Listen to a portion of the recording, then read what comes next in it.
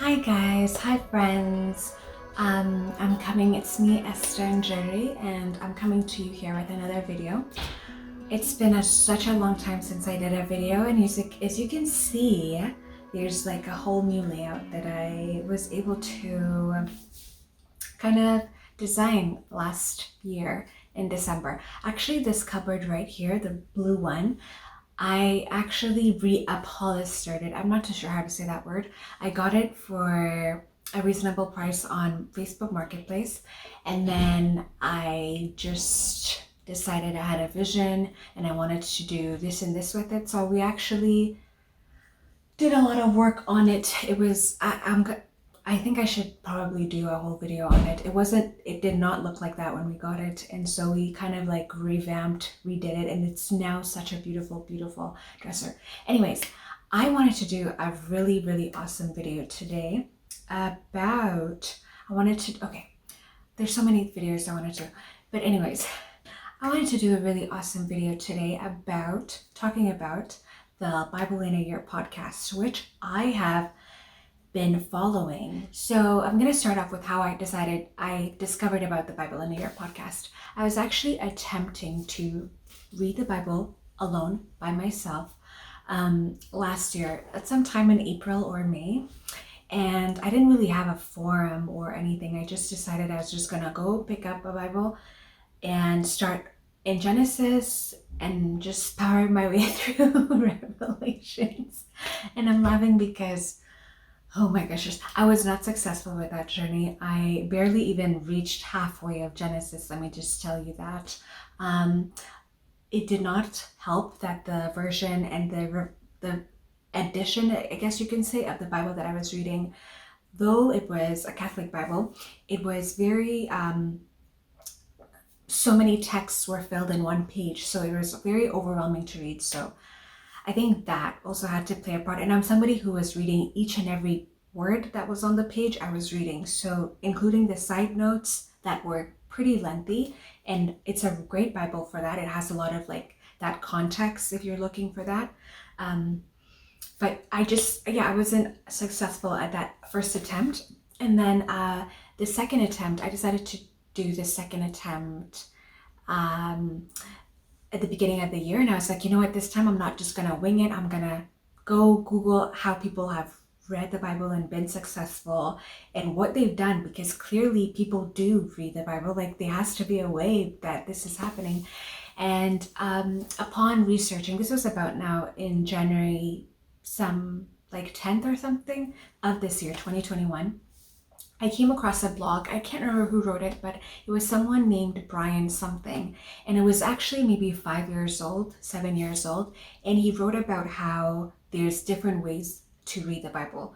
And it was interesting actually, first of all, that most of those ways, nobody mentioned anything about reading the Bible in the chronological order, like Genesis to Revelations. Like, there was never such a thing.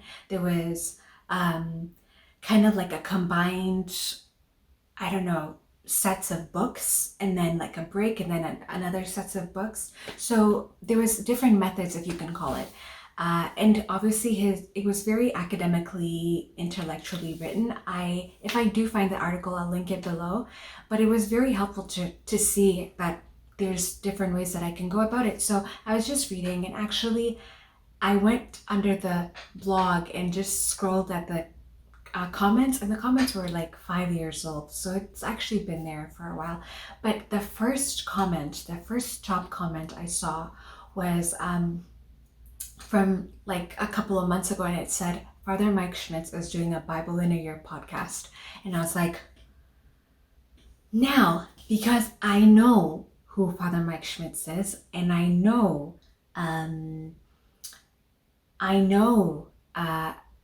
of the Ascension Presents community, I was already like, okay. So then I went quickly to Ascension Presents, the website, and I started to read about this Bible in a Year podcast, which had already started by then, since I was finding about it later.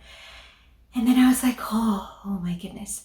So this is how I came about it. This is how I came about to learn about the Bible in a Year podcast. So on their website, I wish I had my laptop here to talk about what it is that that they had written, but they talked about this was going to be a guided Bible reading with Father Mike Schmitz as well as Jeff Cavins, who is the author of the Great Adventure Timeline Bible, which is a Bible that supports the understanding the narrative books of the Bible, and then including the other books of the Bible that have different contexts, genres, and themes into those narrative books, so that we can completely be able to understand the full salvation story. This again was all written in the on the website, on the page that they had dedicated to the Bible in a Year podcast.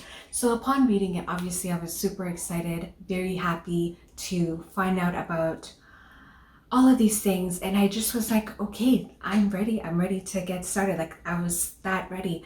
Obviously you didn't have to have any specific Bible to get started. As long as you had a Bible, or maybe even if you didn't, as long as you just had a phone or the ability to be able to click play on some sort of device where the podcast is posted and just listen to it wherever you are. So that was probably 4 months ago. Now we're in May, and today was day 125. I can't remember because I did it way early in the morning, but yes, we are all the way in day 125, and I think it's really amazing to actually share a review right now, because we've been through it. We've been through the big milestones. We've been through day 50, day 100, and we're now on a big milestone, which is day 125. And we're just cruising through, we're powering through, and it's the best time to kind of talk about how it's impacted me, and just a full review on the Bible in a Year podcast. So I want to start off with what I noticed during the first week's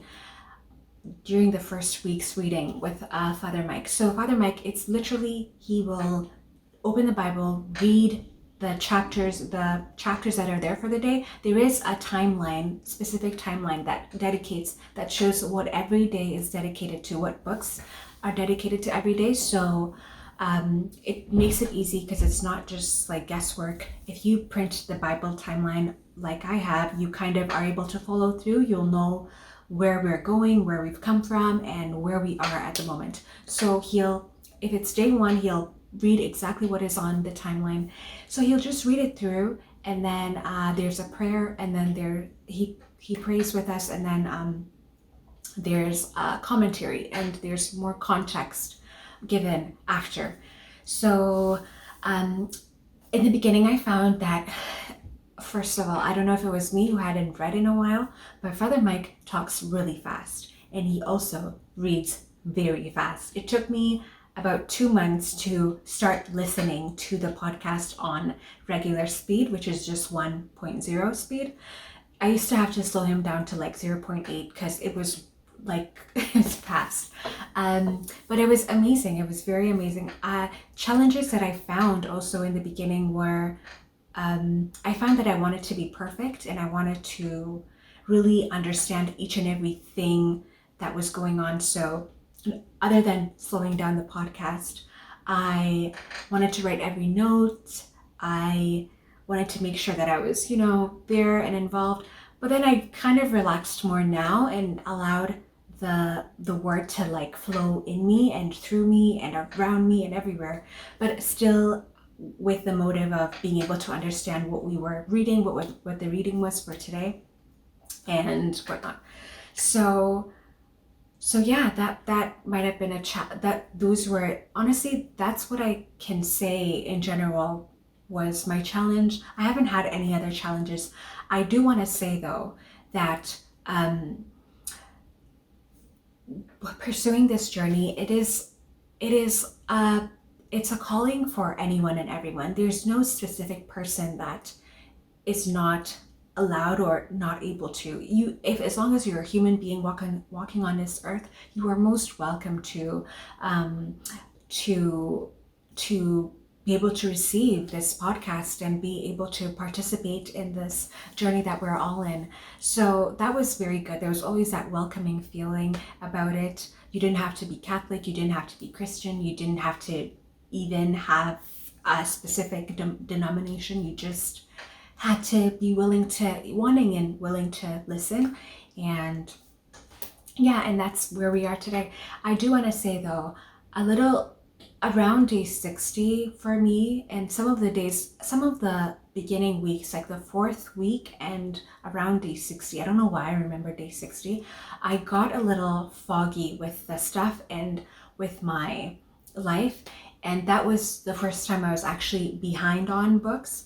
Now, there's no specific way to read the Bible. You don't have to read every single day. If you can, that's great. If you're following through with us in present time, that's great. But whenever day 100 is for you, whether it's December 2021 or December 2025, whenever that date's for you, that's fine, as long as we're just all encouraged to just keep going, not get discouraged if you're not able to go to read forth every single day. If you're just able to do 2 days a week and whatnot, it's amazing, it's great, it's awesome, and it's whatever you're able to do. But so I like that there was no specific set